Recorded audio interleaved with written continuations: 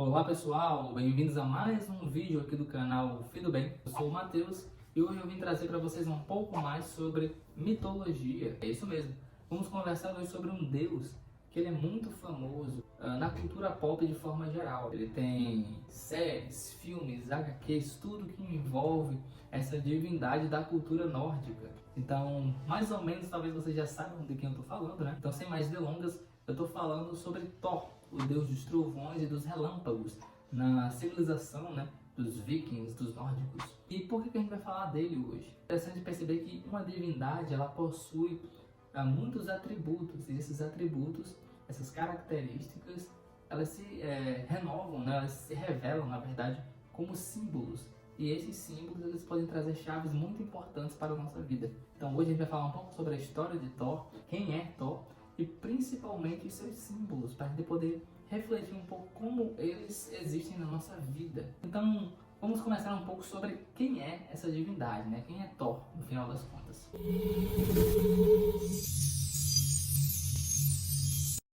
Bom, a primeira coisa que a gente tem que falar é que Thor, ele é um deus dentro da cultura nórdica chamado de Aesir. Seriam deuses, digamos assim, do primeiro escalão, né?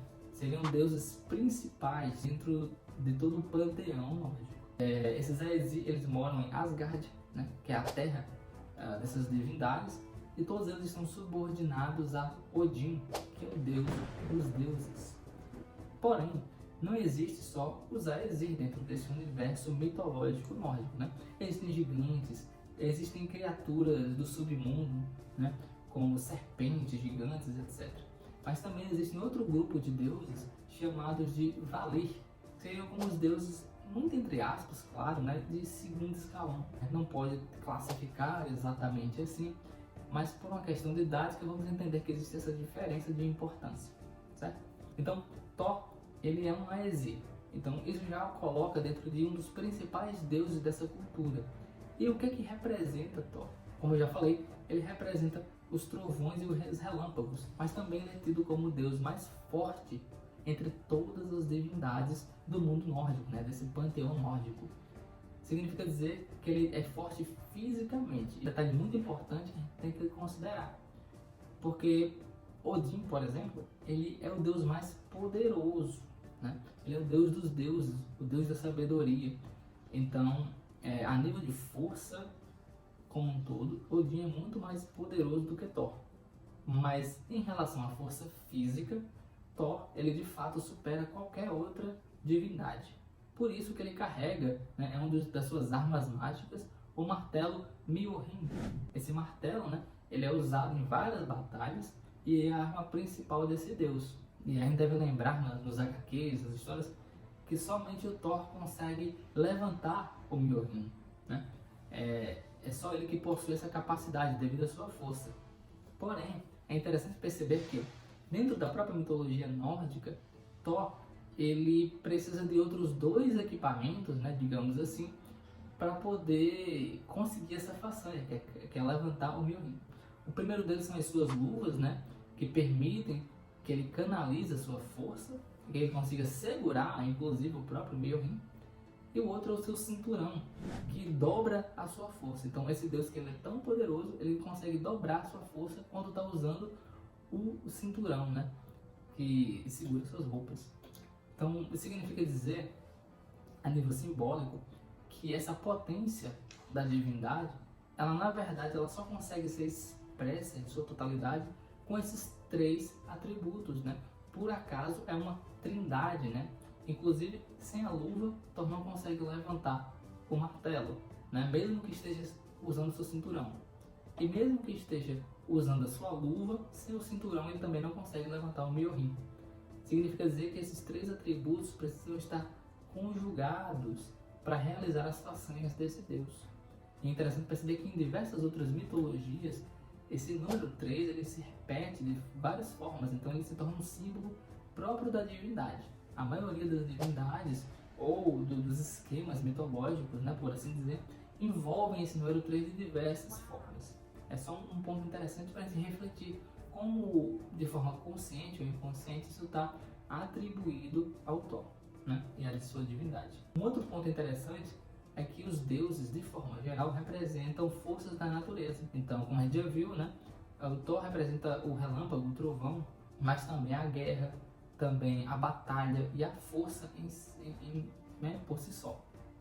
O qual é o interessante disso? É perceber que ele, o Thor, né, ele é uma força da natureza. Só que quando mal canalizada, pode gerar muito mais destruição do que de fato a harmonia, do que beleza. Não é por acaso que na maioria dos mitos nórdicos, né, que não daria para a gente abordar aqui nesse vídeo, ele mostra que é muito fácil tirar o Thor, digamos assim, do seu centro. Né? É muito fácil deixar o Thor descompensado. E um dos principais deuses que fazem isso é o deus Loki, que é o deus da trapaça. Ele muitas vezes consegue enganar Thor, consegue fazer com que essa força tão poderosa seja usada de forma negativa. Né? E é interessante perceber que na vida natural isso também ocorre. Então, quando a gente pensa, por exemplo, um trovão, um relâmpago que cai do céu, aquilo causa uma destruição, né? Uma descarga violenta, é um evento violento da natureza. Se a gente está perto desse evento, a gente sente seus efeitos. Mas ao longe, é possível que a gente encare ele com uma certa beleza, com um impacto de harmonia, né? De uma expressão da natureza que é bela em si, mas que, claro, pode ser destrutiva para quem se aproxima. Thor, então, representa esse aspecto explosivo, esse aspecto violento da natureza, mas não é uma violência de forma sanguinária, de forma, entre aspas, maldosa, mas uma certa violência no aspecto que é uma força que, quando mal canalizada, pode gerar muita destruição. Né? Por isso que é interessante a gente perceber que Thor, quando está, digamos assim, lutando pelo correto, quando ele não está sendo influenciado por Loki ou por outras circunstâncias, ele consegue ser um exímio guerreiro, ele consegue ser o principal combatente dos deuses, né, dos Aesir, contra os seus inimigos. Porém, do mesmo jeito, essa força desmedida pode ser usada contra os próprios deuses, né, quando não é bem canalizada. Isso dentro de nós pode simbolizar o quê? Todo esse potencial humano que, quando bem canalizado, pode ser a referência de grandes ideais, grandes pessoas que conseguiram, com o seu próprio poder, com a sua própria força, realizar grandes novidades, grandes eventos, né? Conseguiram mudar o mundo de fato, através da sua própria potência, usando a sua própria natureza. Porém, também, aqueles que usam a sua potência de forma mal canalizada, por assim dizer, também acabam sendo alvos ou sendo protagonistas de grandes destruições, de grandes guerras, de grandes movimentos que derramam sangue e genocídios, por assim dizer. O que a gente quer dizer com isso? Que esse potencial humano que está mostrando em Thor, ou seja, essa grande força que pode ajudar as divindades e ajudar a natureza e ser harmônica, também pode ser elevada para o seu mais violento e mais vil aspecto. Cabe então saber como canalizá-la. A nível de reflexão humana, né, temos que lembrar que todo mito, todo Deus também vai refletir algum aspecto humano em algum grau.